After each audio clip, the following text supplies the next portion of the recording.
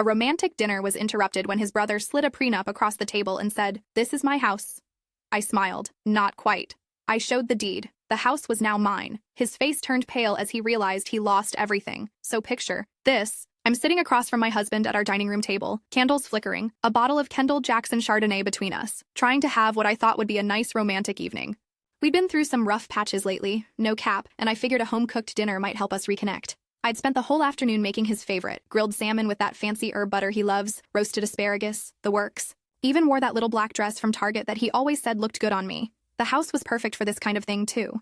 Beautiful Victorian we'd been living in for about 3 years now, with this gorgeous dining room that had these tall windows overlooking the garden. Real classy setup, you know? The kind of place where you could actually imagine having those romantic dinners you see in movies. But here's where things get interesting, and trust me, this is where the story really starts.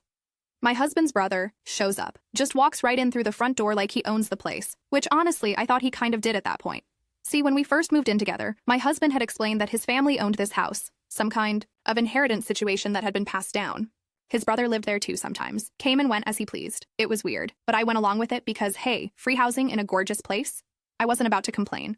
So this dude just strolls into our romantic dinner, doesn't even knock wearing his usual outfit. Ripped jeans, some old Budweiser t-shirt, work boots tracking mud across my freshly mopped floors. Real charming guy, let me tell you. He's got this smirk on his face that I'd seen before, the kind that meant he was about to say something that would ruin everybody's evening. Well, he says, pulling out a chair without being invited. Looks like you two are having quite the fancy setup here. My husband just sighs and puts down his fork. What do you want? Actually, his brother says, and here's where it gets really good. I've got something for you. He reaches into this beat-up leather folder he's carrying and slides some papers across the table. Right between the salmon and the wine glasses, no respect for the moment whatsoever. I lean over to see what these papers are, and my heart just about stops. It's a prenup, a freaking prenup, 3 years into our marriage. What the heck is this? I ask, trying to keep my voice steady. His brother leans back in the chair like he's settling in for a show. Well, see, we've been talking, the family, and we think it's time to make some things official, legal-like. This house, the property, all of it needs some protection. I look at my husband, waiting for him to say something, anything. But he's just staring at these papers like they're written in a foreign language, not defending me, not explaining, just sitting there. This is ridiculous, I say. We're already married. You can't just spring a prenup on someone 3 years later. That's when his brother gives me this look, real condescending, and says the words that changed everything. This is my house, my family's house, and if you want to keep living here, you're gonna sign those papers. Now, here's where I should probably explain something that these two knuckleheads didn't know. See, about 6 months ago, I'd been doing some research. Call it curiosity, call it paranoia, but something about this whole living situation had always felt off to me. The way they talked about family property, the way his brother acted like he could just come and go whenever he wanted, the way my husband never seemed to have any real answers about ownership or legal stuff. So I'd done some digging, went down to the county courthouse, did some searches, talked to a few people. Turns out this house had a pretty interesting history. The original owner, their grandfather, had died about 5 years ago. Left the house to their father. But here's the kicker. Their father had some serious gambling debts. Lost everything, including this house, in a foreclosure about 2 years ago. The house had been sitting empty for a while, and then it went to auction. Bank wanted to get rid of it quick, priced it way below market value. And guess who bought? I'd used money from my grandmother's estate, money I'd been saving for years, money that neither my husband nor his brother knew about. Bought the whole thing cash, got the deed, everything legal and proper. I'd been the actual owner of this house for over a year, and these two had been living here thinking they still owned it. I'd been waiting for the right moment to tell my husband. Figured maybe it could be a nice surprise, you know? Like, hey, honey, remember how you were worried about your family losing the house? Well, good news, I saved it. But his attitude lately, and especially his brother's constant disrespect, had been making me reconsider that plan. Update, some of you are asking why I didn't tell my husband sooner, and honestly, that's fair. I guess I wanted to see how he'd handle his family treating me poorly before I revealed my hand. Good thing I waited, right? But here's my question for you all. Was I wrong to keep this secret, or was this the perfect way to handle a manipulative situation? So when his brother sits there in my dining room, at my table, telling me this is his house and I need to sign papers to stay, I just smiled. Real sweet-like. You know what? I say, reaching for my purse. You're absolutely right about one thing. This situation does need some legal clarity. I pull out my own folder, one I'd been keeping in my car actually, just in case something like this ever happened. Inside are copies of the deed, the purchase agreement, the title transfer, everything. Here's the thing, I say, sliding my papers across the table, right next to his prenup. This isn't your house. His brother laughs like I'm telling a joke. What are you talking about? This has been in our family for generations. Actually, I say, and I'm still smiling because this moment is just too perfect. It was in your family, past tense. Your father lost it in foreclosure about 2 years ago. Bank auction, I bought it for cash. The look on his face was priceless, like someone had just told him the earth was flat and showed him pictures to prove it. He picks up the deed with shaky hands, and I watch his eyes scan over the legal language, looking for some kind of mistake. This can't be right, he stammers. My husband finally speaks up. What is she talking about? So I explain the whole thing. The foreclosure, the auction, my purchase, how I'd been paying all the property taxes, all the maintenance, everything, how they'd essentially been squatting in my house for over a year. But we never got any notices, his brother says, and now he's looking less cocky and more panicked. Those notices went to your father's last known address, I explain, which wasn't here because he'd already moved out by then. The bank tried to contact him for months. When they couldn't reach him, they proceeded with the foreclosure. The silence in that room was something else. You could hear the grandfather clock ticking in the hallway, the wine still sitting there getting warm, my perfectly cooked salmon getting cold. My husband looks at me like he's never seen me before. You bought our house? I bought a house, I correct him. A house that your family no longer owned. A house that was about to be demolished if someone didn't buy it and fix it up. And that was true, by the way. The place had been sitting empty for months, pipes frozen, roof leaking, yard overgrown. I'd spent another $20,000 getting it back into livable condition. New plumbing, electrical work, roof repairs, the works. These two had been living in comfort for a year while I quietly paid for everything. His brother is still staring at the papers like they might change if he looks hard enough. So what does this mean? I lean back in my chair, taking a sip of my wine. It means this is my house, my property, my decision who gets to live here. Update. You guys are going crazy in the comments about what happened next, and I get it. This is where things really got intense. But before I continue, I need to ask you something. If you were in my shoes, what would you do? Keep in mind, I still loved my husband at this point, even though I was furious about how he'd been handling his family's treatment of me. What's the right move here? The next hour was probably the most uncomfortable of my entire life, but also kind of satisfying in a weird way. His brother kept going through the papers, making phone calls, trying to find some legal loophole, called their father, called some lawyer friend, called everyone he could think of. But the reality was pretty simple. The house was mine, fair and square. My husband just sat there looking shell-shocked. Finally, he asks, "Why didn't you tell me?" And that's when I had to get real with him. Because I wanted to see how you'd handle your family treating me like garbage. I wanted to see if you'd stand up for me, or if you'd just go along with whatever they wanted. But you could have just told me the truth from the beginning.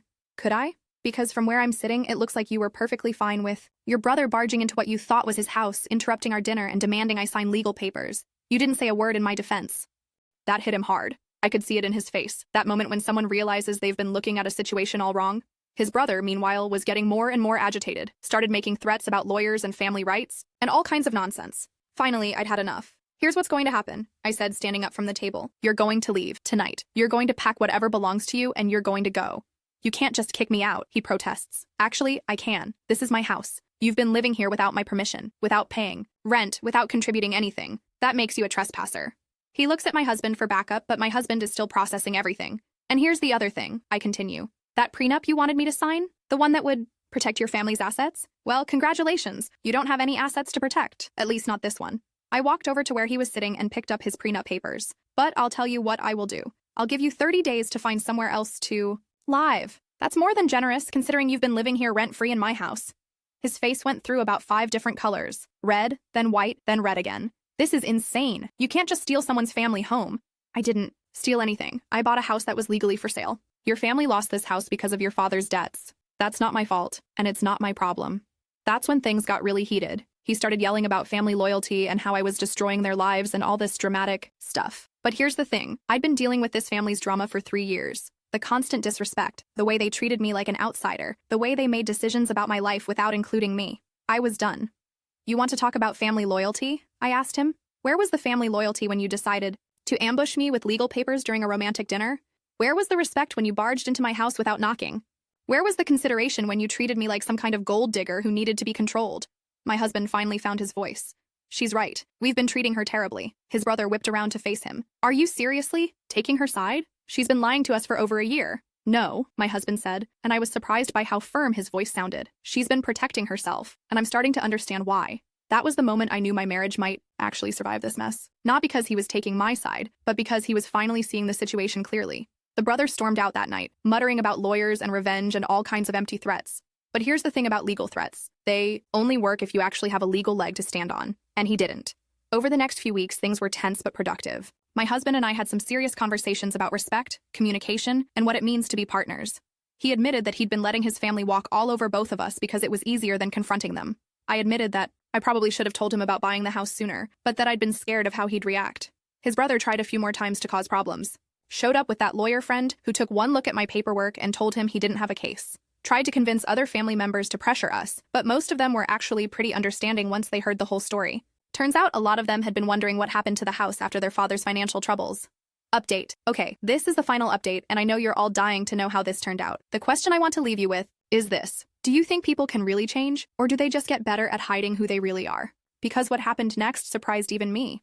The most surprising part of this whole situation was how it affected my relationship with my husband. I'd expected him to be angry about the secret I'd kept. I'd expected him to feel emasculated or betrayed or something. But instead, once the initial shock wore off, he seemed almost relieved. "I've been feeling like such a failure," he told me one night, about a month after the big revelation. Living in what I thought was my family's house, not being able to contribute to the mortgage, watching my brother treat you badly and not knowing how to stop it without causing a huge family fight. Why didn't you just talk to me about it?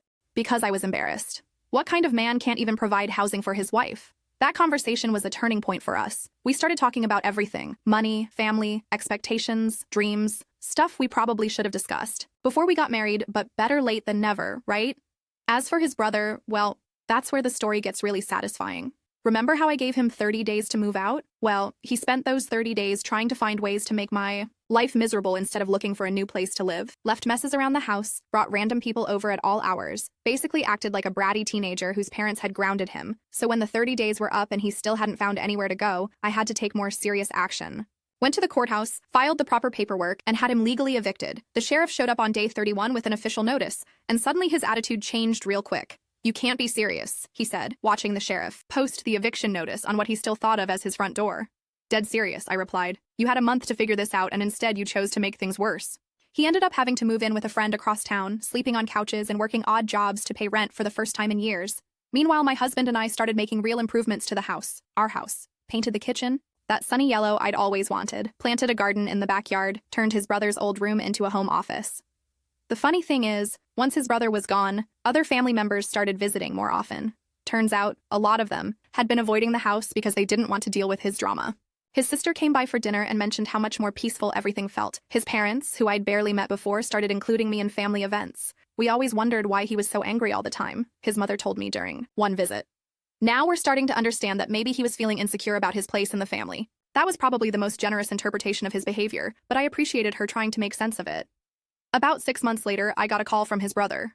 He'd been doing some thinking, he said, and he wanted to apologize. We met for coffee at this little place downtown, and I'll admit, I was curious to hear what he had to say. "I was wrong," he started, which was not what I'd expected to hear. "About everything. The way I treated you, the assumptions I made, the way I acted when I found out about the house." "Okay," I said, waiting for the catch. I guess I'd gotten used to being the one who made decisions about that house. When our grandfather died, when Dad got into financial trouble, I felt like I was the one holding everything together. And then suddenly there was this solution I didn't know about, from someone I'd been treating like an outsider. He looked genuinely uncomfortable, which was a new look for him. "I'm not asking you to forgive me or anything," he continued. "I just wanted you to know that I understand now why you did what you did, and I'm grateful, actually. You saved something. That was important to our family, even when we were treating you like crap." I was honestly shocked. This was the same guy who'd been making threats about lawyers and family loyalty just months before. "What changed?" I asked. He laughed, but not in a mean way. Having to actually pay rent mostly. Having to be responsible for my own stuff instead of just assuming everything would be taken care of. It's been good for me, even though I hated it at first. We didn't become best friends or anything, but that conversation cleared the air in a way I hadn't expected. He started coming around for family dinners occasionally, and while things were never the same as before, they were definitely better. The real victory, though, was watching my husband grow into the person I'd always known he could be. Without his brother's constant negativity and drama, he started taking more initiative, making more decisions, standing up for what he believed in. Our marriage got stronger, our communication got better, and we started planning for a future that felt actually achievable. We're still in that house, by the way. Still my house, legally speaking, though it feels like ours in every way that matters.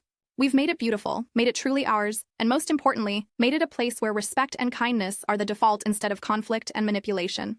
Sometimes I think about that night, sitting at the dinner table with those prenup papers between us and the candles flickering. How different things might have gone if I'd just signed those papers, or if I'd never bought the house in the first place. But then I look around at the life we've built together, in this house that I saved and we've made into a home, and I know everything worked out exactly the way it was supposed to.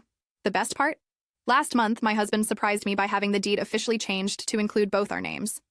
"I know it's legally yours," he said, "but I want the paperwork to reflect that this is our home, our life, our future. And that right there is how you know someone has really changed, not just in how they talk, but in how they act when it really matters."